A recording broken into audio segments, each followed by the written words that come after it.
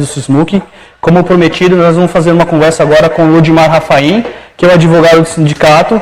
E a tema dessa conversa é sobre a ação do Ministério da Fazenda, que não permite mais que façam repasses para a Prefeitura de Curitiba devido às irregularidades do IPMC. Ludmar, poderia explicar um pouco o que é essa ação, o que o Ministério da Fazenda está definindo, não poder passar recursos para Curitiba? Isso afeta o servidor público e também afeta a população. O que é isso? Então, boa tarde. Na verdade, o que acontece? O CRP, que é o Certificado de Regularidade Previdenciária, é um documento expedido pelo Ministério da Fazenda e que, se ele não for expedido, o município, os estados ficam impedidos de receber as transferências voluntárias da União.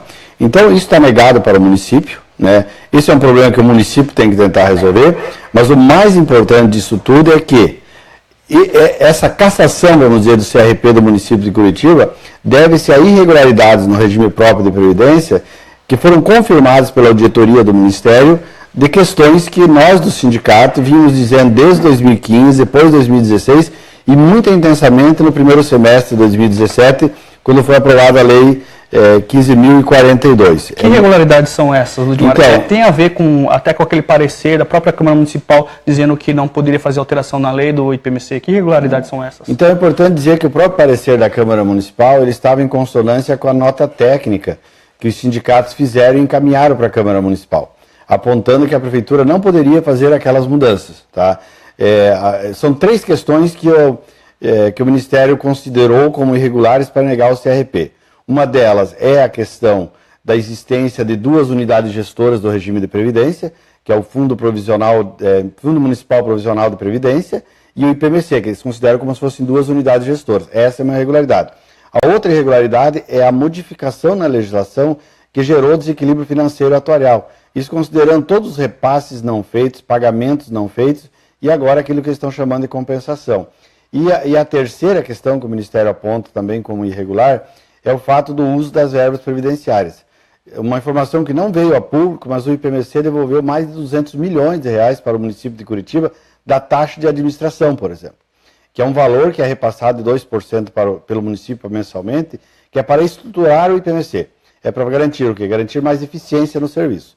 Hoje nós temos no IPMC aposentadorias demorando até 6 meses para serem concedidas e o IPMC devolvendo 200 milhões para o IPMC.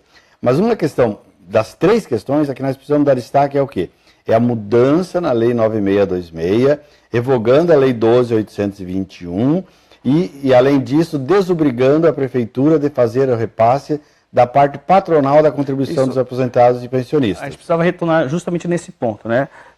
Desde a gestão do Gustavo Frutti, a gente tem atravessado alguns problemas com a relação do IPMC, de não fazer repasses, essas coisas. Depois, na gestão do Greca, houve essa conta de 600 milhões, 700 milhões, e houve o saque do dinheiro. Então, do ponto de vista financeiro, os servidores perderam dinheiro, ou a Prefeitura, a partir do momento que ela aprova a lei, ela começou a fazer descontos do dinheiro, é 1 bilhão e 600, é 600 milhões, é 700 milhões. Como é que fica essa relação? E, com essa decisão do Ministério da Fazenda, o servidor, esse dinheiro pode voltar para o cofre do IPMC? Então, na verdade, o que acontece? Já desde a gestão anterior, como você disse, vinham sendo feitos repasses em atrasos, irregulares, como o próprio Ministério identificou. Isso gerou uma dívida de mais de 200 milhões do município para com o ICS, foi feito um financiamento com autorização da Câmara, logo depois o município parou de pagar as parcelas do financiamento e, novamente, outro refinanciamento foi feito. Então, isso é um detalhe importante. Parcelado em 200 vezes agora. Agora em 200 vezes, né, que agora a legislação federal permitiu em 200 vezes.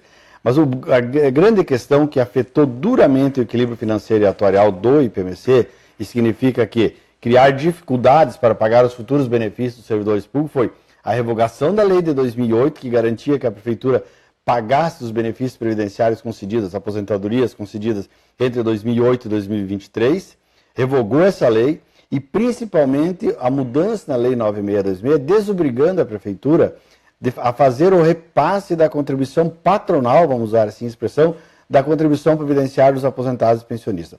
Ao fazer isso, a Prefeitura fez constar na própria lei, e do nosso entendimento de forma equivocada, fez constar na própria lei que o IPMC deveria devolver os últimos 5 anos. O que aconteceu? Desse valor. Foi feito um processo administrativo e foi apurado que o IPMC teria recebido, na concepção da prefeitura indevidamente, 692 milhões de reais. O que o município começou a fazer a partir de então? A partir de então, o município começou, assim que foi aprovada a lei, em final de junho, fez um plano de compensação. Então, o que aconteceu na prática? Ao invés do IPMC devolver o dinheiro diretamente para a prefeitura deixou de fazer os repasses, deixou de fazer a contribuição patronal, deixou de fazer transferências e cumprir outras obrigações, e isso também o Ministério da Previdência aponta como irregular. Então, na prática, o IPMC está deixando de receber imediatamente, nos primeiros meses, 692 milhões de reais. E ao longo do tempo, todos aqueles valores que eles recebiam, que estavam na casa de 14, 15 milhões por mês, da Lei 12.821, que era a forma da prefeitura recompor o passivo atuarial, já que quando ela criou o IPMC, ela não colocou nada de dinheiro lá no IPMC. Então essa é a questão importante. Ludmar, como é que o sindicato pode agir juridicamente? Essa decisão do Ministério da Fazenda dá força para a ação do sindicato? O sindicato pode anular essa lei que foi aprovada no pacotaço? Além da questão do saque financeiro, tem a questão da alíquota que subiu de 11% para 14%, sem que no governo federal tenha sido aprovada ainda a mudança da reforma da Previdência. O que o sindicato está fazendo ou pode fazer juridicamente com relação a essa lei e aos valores? Com relação à alíquota, é importante dizer uma questão, né, que o município aumenta progressivamente para 14% dos servidores e 28% para o município. Mas o próprio Ministério da Fazenda, na sua diretoria, confirmou aquilo que os sindicatos vinham dizendo, que é o quê? Que quando chegar em 28% a contribuição da prefeitura e for instituído o fundo complementar, que já foi aprovado em lei, desses 28%, 3% irão para o fundo complementar. Vão ser retirados do IPMC. A auditoria confirma isso. Com relação à atuação dos sindicatos, os sindicatos já atuaram lá durante o processo de discussão e votação na Câmara, mas depois disso, já há outras medidas que foram adotadas, né? Vamos lembrar duas delas, pelo menos. Há um procedimento instaurado no Ministério Público, buscando análise da eventual inconstitucionalidade da lei. Nós entendemos que ela é inconstitucional porque ela fere o equilíbrio financeiro e atuarial do IPMC e a auditoria confirma isso. O sindicato vem subsidiando o Ministério Público Estadual. Nós vamos encaminhar essa auditoria para o Ministério Público também para que fortaleça os argumentos. E há também, Manuel, uma ação popular movida por uma servidora pública aposentada, né, através do próprio jurídico do sindicato, questionando essa lei e principalmente questionando essa cobrança retroativa dos 692 milhões. Pedindo, inclusive, liminar para que cesse isso e pedindo também que sejam indisponibilizados os bens do prefeito e do presidente do IPMC, como forma de garantia de repor o dinheiro para o IPMC. Nessa ação popular também, hoje à tarde, nós já estamos juntando o resultado da auditoria para reforçar o nosso argumento junto ao juízo competente para julgar a ação popular. Agora, com relação à auditoria ainda, Manuel, é importante dizer o seguinte, dizer por que ela aconteceu. Ela não foi espontânea, tá? Não foi espontânea. Foi provocada, da seguinte forma. Nós estávamos em Brasília, no Ministério da Previdência, na Subsecretaria de Previdência e Regimes Próprios de Previdência, e os sindicatos levando várias informações, e em determinado momento a representação do SISMUC questionou o técnico do Ministério da Previdência quando tinha sido a última auditoria. E quando ele nos disse que a última auditoria tinha sido em 2012, tá, a representação do SISMUC falou assim, seria muito interessante fazer uma nova auditoria. E daí nasceu, e logo depois nós fomos informados que eles fizeram a auditoria, vieram no município de Curitiba e constataram aquilo que eu acho que é importante reafirmar o tempo todo. Aquilo que nós vimos dizendo desde a época da gestão anterior, com relação à tentativa de revogar a Lei 12.821, com relação aos atrasos, parcelamentos, com relação à atual gestão, que foi podemos dizer que esse saque no regime próprio de previdência, quando você descapitaliza, os servidores precisam saber o seguinte, que o IPMC já está tendo que tirar dinheiro dos seus investimentos para pagar as aposentadorias e pensões, que é o que estão chamando de desinvestimentos. Por quê? Porque era um dinheiro que estava sendo reservado para pagar lá na frente, mas com essa manobra contábil de compensação, a prefeitura está deixando de repassar dinheiro para o IPMC. Ao deixar de repassar dinheiro para o IPMC, para pagar as aposentadorias e pensões, tem sido retirado das aplicações do IPMC. E aí deixar bem claro o seguinte, o servidor tem que estar muito atento a isso tudo, porque é o futuro do servidor. É o pagamento das suas aposentadorias e pensões que esse dinheiro vai garantir. E a gente está entrando num processo de aposentadorias, né? 30 anos de trabalho, etc. Sim, as pessoas hoje no município de Curitiba, considerando que os últimos grandes concursos públicos foram realizados lá nos anos 80, né? Agora as pessoas estão começando a se aposentar. Né? E isso significa que o custo para o IPMC vai continuar sendo maior. Dessa ação popular, existe prazo? A gente consegue, será que é possível algum mandato de segurança que faça com que a prefeitura pare de não fazer o repasse, o desconto? Ou o trâmite da justiça a gente não consegue prever nesse momento? Não, na verdade, nós entramos com a ação popular e o município de Curitiba e o IPMC já foram intimados a se manifestar. Eles já se manifestaram, obviamente, defendendo a tese da prefeitura. Agora o processo está com a juíza para decidir se concede ou não a liminar que nós pedimos, que era para cessar o repasse, essa compensação, e ao mesmo tempo bloquear os bens do prefeito e do presidente do IPMC, para que eventuais valores que já foram repassados possam ser compensados lá na frente. Esse imbróglio, ele poderia ter sido não acontecido se a prefeitura, em vez de votar as coisas em regime de urgência, tivesse feito um debate maior com os técnicos, com os sindicatos, com os próprios vereadores? Quer dizer, a gente podia não estar nesse estágio se tivesse tido um debate maior. E para finalizar nessa temática, a prefeitura, então ela está proibida de receber dinheiro do governo federal? As transferências voluntárias, tá? Vamos deixar bem claro que são as transferências voluntárias, são de convênios, são de parcerias, são emendas parlamentares. As chamadas transferências constitucionais, elas não ficam vinculadas. Dinheiro da educação, dinheiro da educação, da saúde, fundo de participação, esses valores não ficam bloqueados. O que ficam bloqueados são as transferências voluntárias. Quanto à primeira parte da pergunta, Manuel, eu não entro nem muito no mérito de ser regime de urgência ou não, mas eu entro no mérito de que, no nosso entendimento, era equivocada a premissa que fundamentou isso tudo.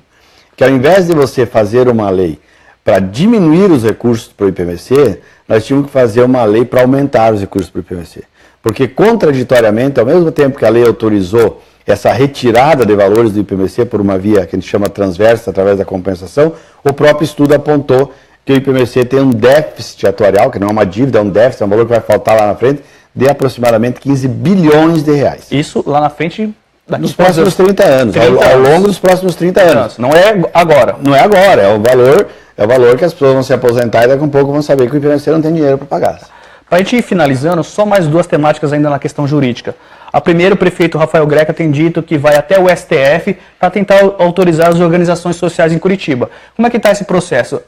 O prefeito aprovou a lei, mas a justiça barrou a organização social. Como é que está essa situação?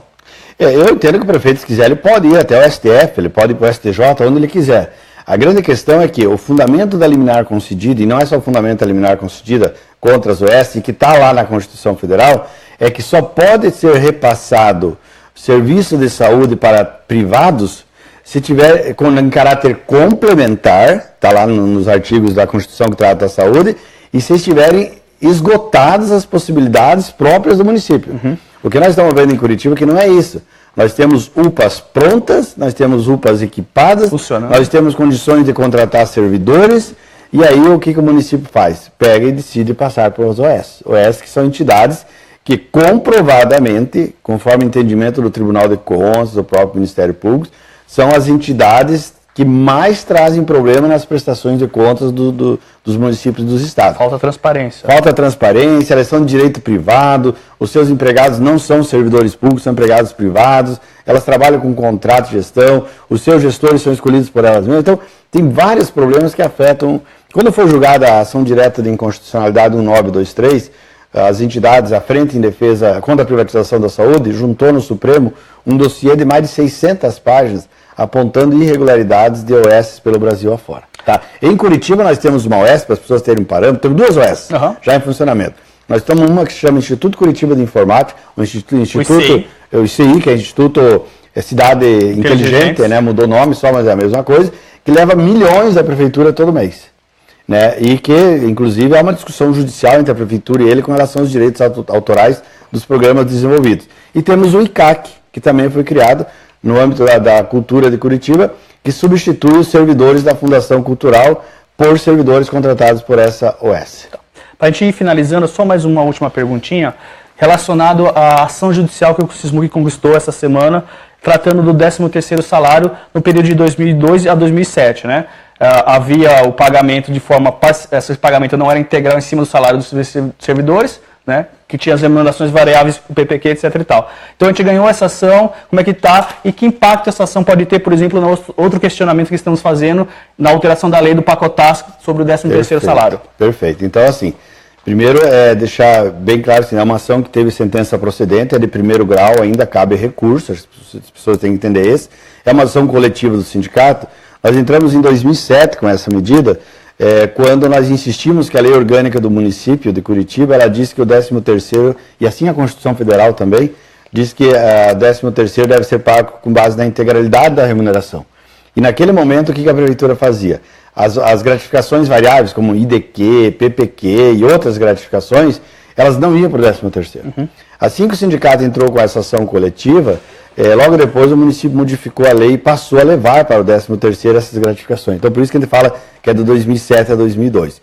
Então, essa ação significa o quê? Que os servidores, algumas coisas ainda precisam ser esclarecidas na própria sentença, os servidores representados pelo sindicato terão direito a receber, né, as diferenças entre aquilo que eles receberam no 13º e o que eles deveriam ter recebido se as gratificações variáveis, IDQ, PPQ e outros nomes que existiam na época, né, teve outros nomes, teve PIC, teve outras histórias todas, teve gratificações de vários segmentos da prefeitura, que eles deveriam ter recebido se isso completasse. O quanto cada um vai receber, se for confirmado, então, isso tudo dependerá de estudo no momento da liquidação da sentença. Qual o impacto numa outra medida judicial que o sindicato entrou? O sindicato entrou com uma ação judicial com praticamente o mesmo fundamento, pedindo a declaração incidental da inconstitucionalidade da Lei 15.043, porque a Lei 15.043 disse que o 13º daqui para frente passa a ser calculado pela média, pela média aritmética.